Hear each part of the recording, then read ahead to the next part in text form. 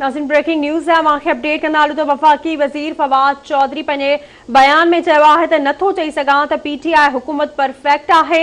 अवाम जूं उम्मीदूं घणियूं आहिनि, कारकर्दगी बहितर करणी आहे।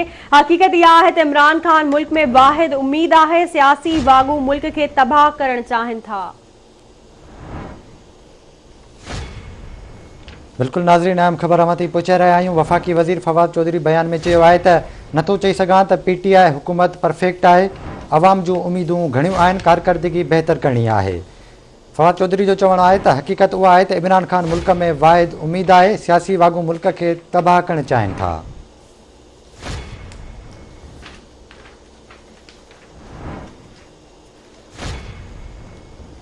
अहम ख़बर अवां ताईं पहुचाए रहिया आहियूं। वफ़ाक़ी वज़ीर फवाद चौधरी पंहिंजे बयान में चयो आहे त नथो चई सघां त पीटीआई हुकूमत परफेक्ट आहे। अवाम जूं उम्मीदूं घणियूं आहिनि, कारकर्दगी बहितर करणी आहे। अवांखे अपडेट कंदा हलूं। ब्रेकिंग न्यूज़ आहे त वफ़ाक़ी वज़ीर फवाद चौधरी पंहिंजे ट्वीट बयान में चयो आहे त नथो चई सघां त पीटीआई हुकूमत परफेक्ट आहे। अवाम जूं उम्मीदूं घणियूं आहिनि, कारकर्दगी बहितर करणी आहे। हक़ीक़त इहा आहे त इमरान खान मुल्क में वाहिद उम्मीद आहे।